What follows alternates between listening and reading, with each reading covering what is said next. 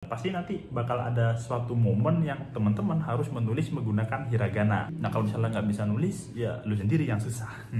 Nah kalau misalnya lu sudah bisa membaca hiragana dan sudah hafal, selanjutnya lu harus bisa nulis kotoba dengan hiragana. Oke guys, di video kali ini gua akan ajarin lu gimana sih caranya belajar bahasa Jepang dari nol. Karena banyak dari kalian yang masih bingung kalau misalnya mau belajar bahasa Jepang itu dimulai dari mana sih? Nah, mulainya itu dari hiragana. Ini dia kertasnya, hiragana. Dan untuk belajar hiragana ini nggak bisa langsung asal ditulis semua gitu, enggak ya guys ya. Itu ada urutannya bos. Nah, dan kalau gua dulu ya, itu gua asal aja nulisnya. Dari A sampai bawah nih, itu gua tulis semua ngasal. Akhirnya apa yang terjadi? Waktu itu 1 bulan lebih baru gua bisa hafal. Karena ya gue nggak tahu tips-tips dan trik-trik gitu, gue asal nulis aja. Cuman di sini gue akan kasih tahu lu supaya lu tuh nggak ngalamin apa yang dulu gue alamin, ya biar lebih cepet aja. Nah ini dia tips supaya lu bisa menghafal hiragana dengan cepat. Yang pertama lu harus tahu ini ada vokalnya, yang lu harus tahu ada A, I, U, E, O. Ya kurang lebih sama kayak bahasa Indonesia lah ya, A, I, U, E, O gitu. Nah itu cara menghafalnya, jangan cuman dibaca aja, jangan cuman dilihat aja, tapi juga ditulis. Karena gini pak, jadi kalau misalnya lu baca, lu lihat, lu dengerin, lu tulis, itu semua indera kita sebagai manusia itu lu pakai. Jadi kadang gue tuh ngerasa kayak, aduh hurufnya A itu kayak gimana ya, itu gue ngebayangin tapi susah. Nah karena gue sering nulis, tiba-tiba tangan gue kegerak sendiri. Atau ada momen kalau misalnya ini bacanya apa ya, ini bacanya apa ya, gue bingung. Tapi tiba-tiba karena sering gue ucapin, mulut gue, oh ini O, oh ini ba, gitu. Jadi karena inderanya sering kita pakai semua secara nggak langsung itu, kalau misalnya kita lupa, indera yang lainnya itu membantu teman-teman. Nah next, setelah lu udah hafal vokalnya, itu kalian harus bacanya turun begini. Sret. Turun ya, ada akasatana hamayawa. Nah itu lu apalin sekarang. Akasatana hamaya. Akasatana hamayarawa. Akasatana hamayarawa. Akasatana hamayarawa. Kalau misalnya lu udah hafal gitu, semuanya lu bisa lihat, lu bisa tulis. Selamat, lu sudah hafal hiragana 80%. Oke, mantap. Nah, setelah lu udah hafal, itu gampang banget. Lu tinggal ngikutin aja. Kayak A, ya dia. A, I, U, E, O. Nah, ini kan vokalnya. Terus ada huruf turun ya. Set, K. Nah, habis K apa? K, Ki, Ku, Ke, Ko. Nah, terus turun lagi. A, K, Sa, Sa. Sa, si, su, se, so. Terus turun lagi, abis sa apa? Akasata, ta, ci, se, te, to. Nah, khusus huruf ta, itu hati-hati ya teman-teman. Ini bacanya ci dan se. Bukan ta, ti, tu, te, to. Bukan ya, itu batse, salah. Nah, habis itu turun lagi. Habis ta itu apa ya? Oh ya, na. Berarti apa? Na, ni, nu, ne, no. Habis itu apa lagi habis na? Ya. Akasatana ha. Ha. Ha, hi, hu, he, ho. Nah, untuk hu ini biasanya dibaca fu ya. Kita bacanya fu, tapi kalau orang Jepang itu nggak bisa bedain. Cuman kalau guru gua ngajarin sih bacanya fu ya. Fu aja lah, jangan hu. Jadi kan gampang teman-teman, kayak lu udah tahu vokalnya. Kalau misalnya ini K, tinggal dilanjutin. Kalau misalnya ini Sa, tinggal dilanjutin gitu. Tadi sampai mana? Sampai H. Terus bawahnya H ada Ma. Ma, mi, mu, me, mo. Terus ada Ya. Nah, kalau Ya ini cuma 3 aja teman-teman. Ada Ya, Yu, dan Yo. Terus akasatana hamayara. Ra kan? Ra, ri, ru, re, ro. Habis itu turun lagi ada Wa. Wa, O. Nah ini wo, ini kan wo tapi bacanya o. Biasanya dipakai untuk partikel teman-teman. Next, yang terakhir ada huruf N, bacanya N. Mantap. Nah setelah lu udah hafal ini semua, Oh ya, ngomong-ngomong total huruf ini semua ada 46 huruf. Nah, kalau teman-teman udah hafal 46 huruf, selanjutnya teman-teman tuh belajar dakwon. Dakwon itu adalah huruf yang diberi tambahan tenteng. Dakwonnya itu cuman beberapa huruf aja, kayak huruf K, Sa, Ta, H. Tuh. Jadi kayak misalnya huruf K dikasih tenteng dibacanya ga. Nah, berarti kalau ki dikasih tenteng bacanya jadi gi. Selanjutnya kayak ga, gi, gu, ge, go gitu. Terus kayak huruf sa itu jadi za. Jadi za. Za, ji, zu, ze, zu. Nah, terus ada lagi huruf ta dikasih tenteng jadi d. Jadi da, di, du, de, do.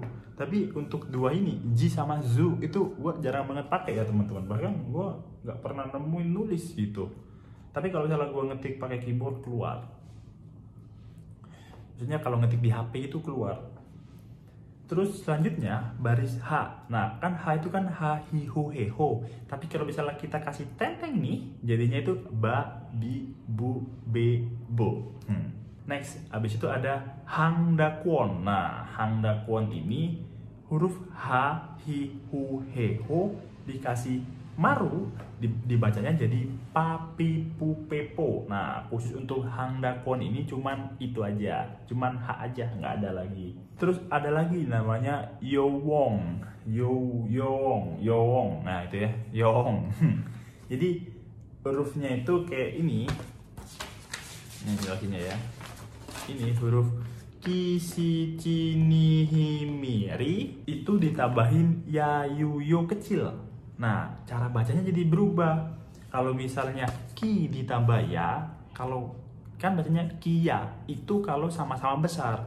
Tapi kalau misalnya ianya kecil, ada huruf ki dan ianya kecil, itu dibacanya kia. Kia, bukan kia. Bukan deh. Maksudnya bukan kia tapi kia. Terus lanjut ada Q, terus ada Q. Nah, kalau misalnya si dikasih huruf yowong itu jadi sa, su, so. Itu kan si kan, tambahin ya kecil jadi sa, tambahin yu kecil jadi su, tambahin yu kecil jadi so, sa, su, so. Dan sampai selanjutnya kayak huruf ci jadi ca, cu, co. Terus ada huruf ni jadi nya, nyu, nyo. Ada huruf hi jadi hia, hiu, hio. Sampai ada huruf mi jadi miam, mia, miu, mio. Terus huruf ri dikasih jadi ria, riu, rio. Anjay. Nah, ternyata huruf yowong tadi itu ada beberapa yang bisa dikasih tenteng, teman-teman. Kayak contohnya ki jadi gi tadi ya. Gi ditambahin yong jadi gia. Ya, kasih tenteng terus tambahin yong. Jadi gia, giu, giu, terus ji jadi huruf si kasih tentengan jadi ji nih, ji. Terus dikasih yong jadi ja, ju, jo gitu. Terus ada juga nih huruf hi nih. Ini huruf hi kan dikasih tenteng jadinya bi. Kalau misalnya kita kasih huruf yong jadi bia, biu, bio. Kayak contohnya bio, bioing gitu kan. Terus ada huruf hi lagi nih, tapi hi-nya dikasih maru, teman-teman. Nah, kalau misalnya pakai maru itu jadi bacanya apa? Hi jadi pi. Nah, pi dikasih huruf yong, ya kecil, jadi pia. Kasih yu kecil jadi piu, kasih yu kecil jadi pio. Udah gitu doang. Kalau misalnya lu udah bisa menulis itu semua dan hafal, selamat. Lu sudah menghafal hiragana. Jadi gampang ya teman-teman. Nah, kalau misalnya teman-teman udah hafal hiragananya, cara belajarnya itu dengan cara dibaca dan ditulis dengan menulis kotoba dan dibaca juga terus didengar. Jadi gunakan semua panca indera teman-teman. Jangan cuma dilihat aja lah. Oh iya, tambahan lagi tadi untuk belajar hiragananya itu ada beberapa tambahan yang belum gue sampaikan. Yaitu ada sokwon. Nah, sokwon ini hurufnya di depan huruf itu dikasih se kecil.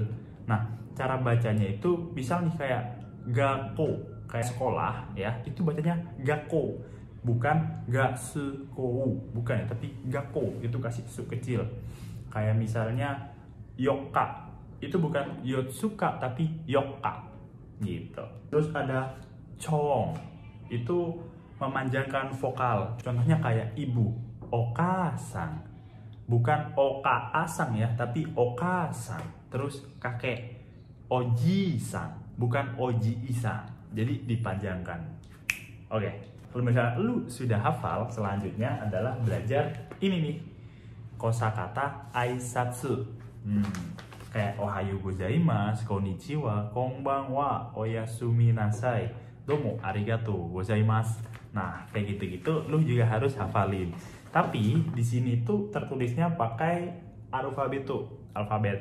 Nah, ini bisa teman-teman tulis ulang menggunakan hiragana. Jadi sekalian dibaca, ditulis, didengar, dan dilihat.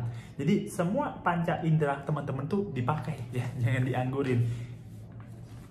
Seperti yang gue bilang tadi, nanti bakal ada momen ketika lu lupa dengan hafalan lu, tiba-tiba tangan lu gerak sendiri. Lu lupa cara bacanya, tapi kuping lu tuh kayak refleks. Biasanya gue tuh dengernya ini, berarti huruf ini tuh bacanya A. Itu gue sering terjadi ketika ujian ya di asrama. Udah sih, oke, gitu aja. Semoga video ini bisa membantu buat teman-teman. Dan kalau misalnya teman-teman suka dengan video seperti ini, tulis di kolom komentar supaya gue tahu kalau misalnya banyak orang-orang yang butuh dengan video ini. Dan gue bisa ngelanjutin video ini, kira-kira apa lagi sih yang harus dipelajarin selanjutnya. Oke, dan jangan lupa lu follow, like, komen, dan share video ini. Ya, lu subscribe juga, karena subscribe itu gratis. Jadi, dengan lu belajar otodidak di YouTube, seenggaknya lu tuh nggak kosongan. Jadi, lu tahu, oh ternyata cara belajar dasarnya itu gini. Ketika lu masuk ke asrama, lu ada bekal di situ. Karena ada beberapa dari orang itu dia nggak belajar, dia dulu aja masuk asrama. Setelah masuk nih, ternyata pelajarannya kok dikebut, kok ditarget. Nah, dianya nggak kuat, nggak sanggup mentalnya, akhirnya mengundurkan diri. Kan sayang ya teman-teman, buang-buang duit gitu, buang-buang waktu sama buang-buang tenaga. Makanya itu gue bikin video ini supaya meminimalisir lah kalau misalnya lu pengen masuk, jadi presentase lu buat lolos itu naik, meningkat gitu ya, nggak yang di situ-situ aja. Nah, nanti lu akan ngerasain bedanya lu yang nonton video gua dan lu terapin sama teman-teman lu yang nggak nerapin. Udah deh, gitu aja. Jamet kulit arigato. Mata nih.